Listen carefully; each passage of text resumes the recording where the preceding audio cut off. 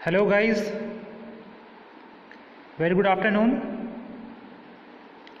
This is lecture number 4 of unit number 2 hydrology.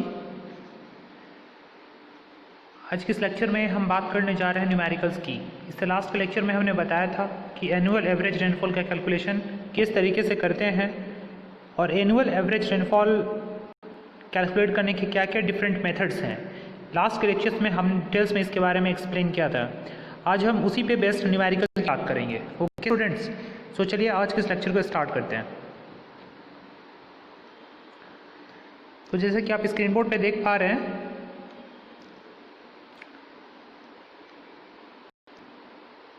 The record of annual rainfall for a certain rain gauge station is given below. कुछ rain gauge station से जहाँ के जो data है given दिए गए हैं। जैसे 1958 में 1958 में जो रेनफॉल हुआ था 126 mm, 1959 में 114 mm, 1960 में 118 mm, उससे 1961, 1962, 1963, 1964, 65, 66, 67, 68, 69, 70 और 71, मतलब 1958 से लेकर के 1971 के जो डेटा है, प्रीवियस डेटा यहाँ पे क्वेश्चन में दिए गए हैं। ठीक है, तो आपको क्या निकालना है, what is the rainfall at stations. तो वहाँ पे रेनफॉल कितने हुए हैं इसके बारे में आपको क्या करने हैं, कैलकुलेट करने हैं। ठीक है, तो सबसे पहले आपको क्या करना है, वहाँ पे एक्चुअली में यहाँ पे एनुअल रेनफॉल निकालना है। तो यहाँ पे हम यूज़ करने जा रहे हैं एवरेज मेथड्स का। ठीक है, देखो फाइंड आउट, सबसे पहले क्या करना है, summation of P find out करना है। मतलब जितने भी रेनफॉल्स हुए हैं सारे के समेशन को जोड़ लें। यानी कि 1958 में 126 mm हुए, फिर 1959 में 114 है, फिर 1960 में 118 है, 1961 में 158। उसी तरीके से सारे हम लोग को क्या करना है, ऐड कर देना है। तो देखो 126 से स्टार्टिंग में, फिर 114 है, फिर 118, फिर 158। उसी तरीके से हम लोग लास्ट में जितना रेनफॉल हुआ 152 पूरा को क्या कर दिए, ऐड कर दिए। तो हमारा समेशन ऑफ पी कितना है, 1948 mm। अब टोटल नंबर ऑफ ईयर्स जिसमें डेटा हमारे अवेलेबल है कितने हैं, 14 ईयर्स है ना। तो total number of years for which data is available ये 14 है। 1958 से लेकर 1971 तक 14 ऑब्जर्वेशन है ना, 14 ईयर्स है। तो एन इसका जो कितना हो गया, 14। अब जितना हमारा समेशन ऑफ पी आया है 1948, उसमें हम क्या करेंगे, एन बराबर 14 से डिवाइड कर देंगे, तो हमारा एवरेज रेनफॉल वहाँ का कैलकुलेट हो जाएगा। ओके, मतलब इस मेथड में क्या है कि डिफरेंट ईयर्स में रेनफॉल की वैल्यूज़ दी गई हैं। 1958 में इतना हुआ, 1959 में इतना हुआ है, 1960 में इतना हुआ, 1961 में इतना हुआ, 1970 में इतना हुआ, 1971 में हुआ। मतलब जो भी डेटा आपके दिए गए हैं टोटल को क्या करना है, सम कर लेना है। मतलब उसके रेनफॉल के डेटा को सम कर लेना है, ईयर्स को सम नहीं करना है। रेनफॉल जितना हुआ है उन सारे के डेटा को सम कर लेना है और डिवाइड कर देना है नंबर ऑफ ऑब्जर्वेशन से या नंबर ऑफ ईयर्स से। ठीक है, तो देखिए यहाँ पे तो रेनफॉल हमने कैलकुलेट किया है। तो क्या हुआ है, रेनफॉल निकालने के लिए एवरेज रेनफॉल के क्या करेंगे, समेशन ऑफ पी और डिवाइड में क्या करेंगे एन। तो समेशन ऑफ पी 1948 आया है और एन जो है नंबर ऑफ ईयर्स कितना है, 14 है। 14 नंबर ऑफ ईयर्स है, यानी 14 नंबर ऑफ ऑब्जर्वेशन है। तो इसको डिवाइड कर देंगे तो ये हमारा आ जाएगी 139.14 mm, 139 क्या 14 mm। ये आपकी एवरेज एनुअल रेनफॉल कैलकुलेट हो गई। ठीक है, अब देखिए जो क्वेश्चन नंबर 2 है, इसमें देखिए the following data shows a catchment area with average annual rainfall of stations recorded. Find out mean rainfall over entire catchments. अब इंटायर कैचमेंट में हमको मीन रेनफॉल कैलकुलेट करना है। ओके, स्टेशन 1 में जो है 105 mm बारिश हुई है, स्टेशन 2 में 122 mm है, स्टेशन 3 में 149 mm है, स्टेशन 4 में कितना है, यहाँ पे 154 mm है। अब देखिए यहाँ पे स्टेशन दिया गया है, तो ठीक उसी तरीके से यहाँ पे भी करना है आपको, मीन रेनफॉल्स निकालना है। कोई भी मेथड नहीं दिया गया है। अब देखिए विद एवरेज एनुअल रेनफॉल, ठीक है, एवरेज एनुअल रेनफॉल्स दी गई हैं। तो सबसे पहले हम यहाँ पे अर्थमेटिक एवरेज मेथड्स यूज करेंगे। जो मेथड मैंने बताया था उसमें क्या करना है, सबसे पहले समेशन ऑफ पी कर लेना है। मतलब जितनी बारिश हुई है हर एक स्टेशन में सारे को जोड़ लेना है। सो यहाँ पे मान लो ये P1 है, ये P2 है, ये P3 है और ये P4 है। अब सारे को क्या करोगे, ऐड कर लोगे तो ये आ जाएगा आपका 105 + 122 + 114 + 154, ये आ गया आपका। तो ये टोटल जोड़ोगे तो आपका आ जाएगा 530। कितना आ जाएगा, 530। अब देखो समेशन ऑफ पी का किए हो तो कितना आ गया है, 130।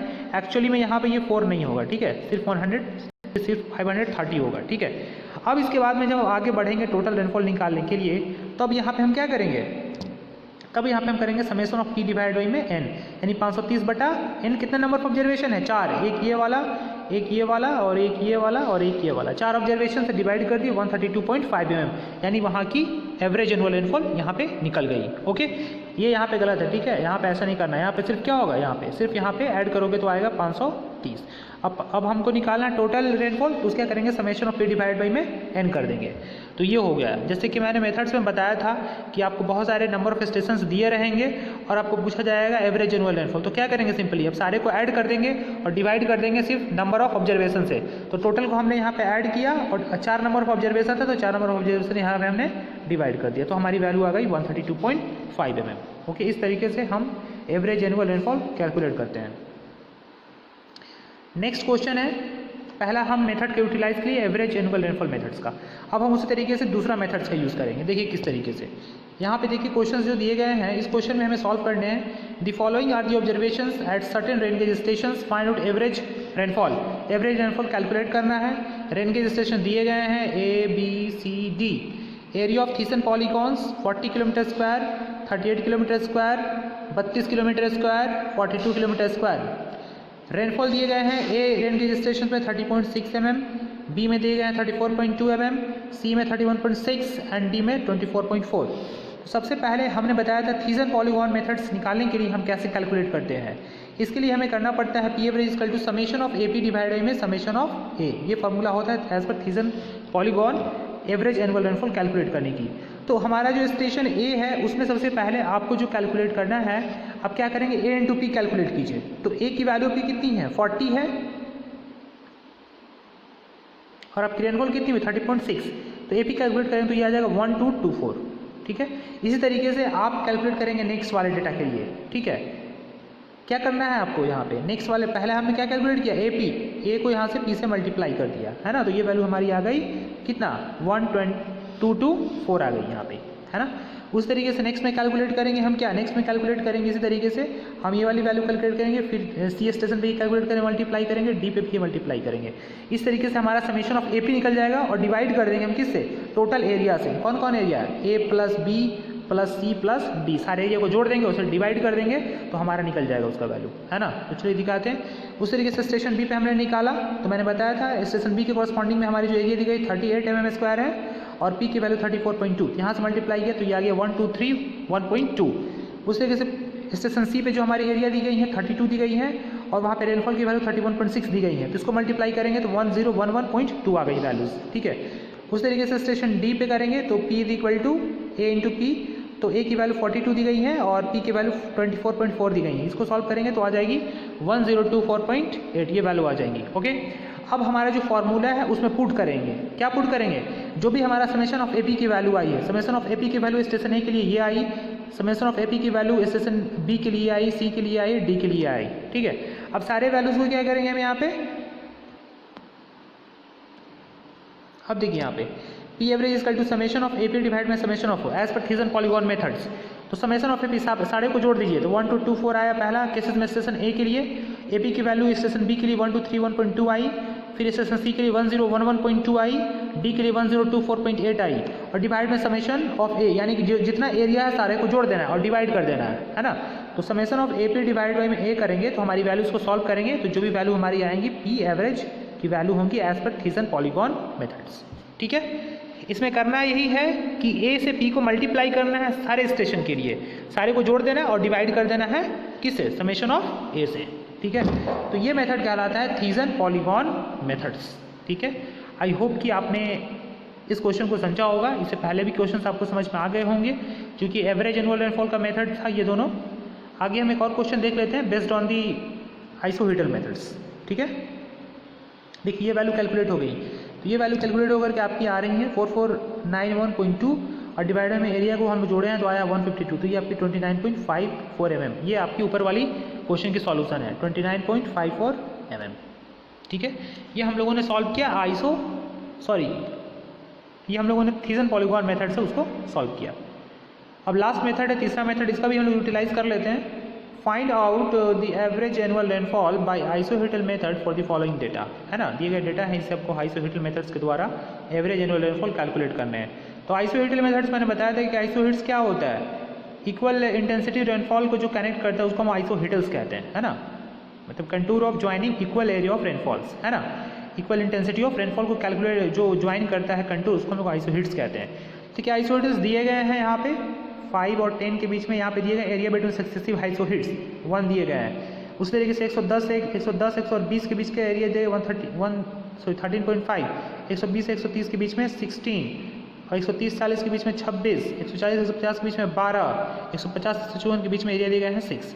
तो ये दिए गए आपके आइसोहिट्स और उसके कॉरस्पॉन्डिंग एरियाज दिए गए हैं। ठीक है, अब हम आइसोहिटल मेथड से जानते हैं जो फॉर्मूला, उसके अकॉर्डिंग हम इस क्वेश्चन को सॉल्व करेंगे। ठीक है, क्या करते थे आइसोहिटल मेथड से, पहले का जो हमारा था P1 प्लस P2 करते थे और उसका क्या करते एवरेज लेते थे और उसके करस्पॉन्डिंग एरिया से मल्टीप्लाई करते थे। फिर उस तरीके से P2 प्लस P3 करेंगे और उसके बीच का एरिया उसे मल्टीप्लाई करेंगे। ठीक है, फिर P3 plus P3 P2 plus P3 हो गया, P3 plus P4 divide by में ये जिसके बीच के एरिया ये है इसको करेंगे हम लोग। फिर P4 प्लस P5 का एवरेज लेंगे और डिवाइड कर देंगे एरिया से। ठीक इसी तरीके से हम आगे की ओर में प्रोसीड करते चले जाएंगे। चलिए हमको नीचे से देख लेते हैं इसको क्वेश्चन से, है ना। देखिए सबसे पहले आइसोहिट्स वैल्यू की दी गई है, हमने ऊपर से ही डेटा को लिया है। ठीक है, पहली आइसोहिट्स वैल्यू दी गई है 105 110 और उसके बीच के एरिया कितनी है 107.5। ओके, अब देखिए सॉरी ये मीन वैल्यू है, मीन वैल्यू कैसे निकलेगा, आपको mean value P1 plus P2 का एवरेज करना है 105। ये कैसे वैल्यू आई है, ये आई है 105 प्लस 110 डिवाइड बाई में 2, मतलब इस दोनों को जोड़ करके 2 से एवरेज कर दोगे तो आप आ जाएगा 107.5। इस तरीके से फिर 110 और 120 इस दोनों को जोड़ो और इसका एवरेज करो, ये आ जाएगा 115.0। फिर उसी तरीके से 120 और 130 को जोड़ो ना और इसका एवरेज लो, यानी कि आधा करोगे तो 125 आ जाएगा। ठीक है, और ये एरिया जो है सक्सेसिव एरिया आपके जो आइसोहिट्स मैप उसमें दिए गए हैं 1, 105 और 110 के बीच के एरिया दिए गए हैं 1। उसी तरीके से आपके मैप में ये भी दिए गए हैं 110 और 115, जो आपके 110 और 120 जो है इसके बीच के एरिया दिए गए हैं 13.5। फिर 120 और 130 के बीच के एरिया दिए गए हैं 16। ये सब आइसोहिट मैप पे दिए गए हैं। ठीक है, और इसका एवरेज तो आप आसानी से कैलकुलेट कर सकते हो, आप देख ही रहे हो कैसे कैलकुलेट कर रहे हैं। 120 प्लस 130 को एवरेज करोगे तो 125 आ जाएगा। फिर उसी तरीके से इसकी जो नीचे की वैल्यू है, इसके नीचे की जो वैल्यू उसी तरीके से फिर से एवरेज करोगे इस नीचे वाले वैल्यू को तो ये वाली वैल्यू आ जाएगी, और 130 और उसके नीचे वाले वैल्यू के कोरस्पॉन्डिंग जो हमारी एरिया दी गई है 28 दिए गए हैं। अब करना आपको यही है कि आपने इसका एवरेज निकाल लिया, क्योंकि हमें इसमें एवरेज ही चाहिए था P1 प्लस P2 बाई 2, तो ये वैल्यू हम निकाल लिए यहाँ से। अब इसको क्या करेंगे हम लोग एरिया से मल्टीप्लाई करेंगे, ये वाला एरिया से मल्टीप्लाई किया तो ये कितना आ गया 107.5। उस तरीके से 115 आ गया, फिर इसको 13 से हम लोग 5 से मल्टीप्लाई कीजिए, फिर ये वैल्यू आ जाएंगी। फिर ये वैल्यू अब क्या है, फिर इसको 6 से मल्टीप्लाई कीजिए, 6 से मल्टीप्लाई कीजिएगा तो ये वैल्यू आ जाएंगी। उसी तरीके से आप 135 आया, 135 को 28 से मल्टीप्लाई करोगे तो ये वैल्यू आ जाएंगी। इसी तरीके से प्रोसेस को कंटिन्यू करना है लास्ट आइसोहिट मैप तक। ठीक है, तो देखिए और भी सारे दिए गए हैं। देखिए अब ऊपर वो नीचे वाले को हम लोग एवरेज लिए तो 125 आया, 125 को 16 से मल्टीप्लाई किए तो ये वैल्यू आ गई। फिर उसी तरीके से 130 140 का हम लोग एवरेज लेंगे, यानी 130 प्लस 140 बाई 2 करेंगे तो ये आपकी 135 आ जाएंगी। फिर 135 को आप मल्टीप्लाई करोगे 28 से यानी ए से तो ये वैल्यू आ जाएंगी 3780। ठीक है, फिर उसी तरीके से 140 और 145 को एवरेज करोगे, यानी दोनों को जोड़ करके 2 से डिवाइड कर दो तो ये आपकी आ जाएंगी 145। किस तरीके से 140 प्लस 150 डिवाइड बाई में 2 तो ये आपकी वैल्यू कितनी आ जाएंगी 145 आ जाएंगी। ठीक है, अब 145 आ गई तब इसको मल्टीप्लाई कर देना है एरिया से और फिर उसके बाद में यहाँ पे लिख देना है एपी की वैल्यू। ठीक है, फिर उसी तरीके से 150 प्लस 154 को जोड़ करके आधा करेंगे यानी एवरेज लेंगे तो ये 152 आएगा। 152 को फिर से एरिया से मल्टीप्लाई करेंगे 8 से तो ये वैल्यू हमारी आ जाएगी 1216.0। ठीक है, यही आइसोहिट्स मेथड इसी तरीके से हम अप्लाई करते हैं किसी भी क्वेश्चंस के लिए। आपको कहीं भी डाउट है तो आप यहाँ पे कमेंट कर सकते हैं। अब समेशन ऑफ एन मतलब जितने भी एरिया हैं सारे को हम लोग जोड़ दिए तो ये आ गया 78.5। ठीक है, अब यहाँ पे summation of A into P N करेंगे, ये जो वैल्यू हमने सारे को जोड़ा है सारे को कैलकुलेट किया उसको जोड़ देंगे तो ये वैल्यू आ जाएंगी 10396.0।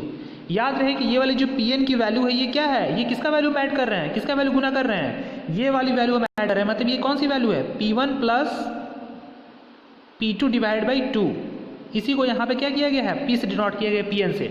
ये मत सोचिए कि सिर्फ P की वैल्यू है, ये वैल्यू जो है P1 plus P2 by 2 average की वैल्यू है और एवरेज की वैल्यू को ही हम मल्टीप्लाई कर रहे हैं यहाँ, सॉरी इस वाले पार्ट से, तब ये वैल्यू हमारा यहाँ पे इतना मिल रहा है। ठीक है, यानी कि ये जो वैल्यू है P1 प्लस P2 बाई 2 है जो हमारा आइसोहिट्स मेथड में होता है। कंफ्यूज मत होइएगा कि सिर्फ ये P की वैल्यू है, ये वैल्यू जो है दो डिफरेंट आइसोहिट्स की एवरेज की वैल्यू है और ये An है। अब सभी को जोड़ दिया गया तो ये वैल्यू आ गई 10396।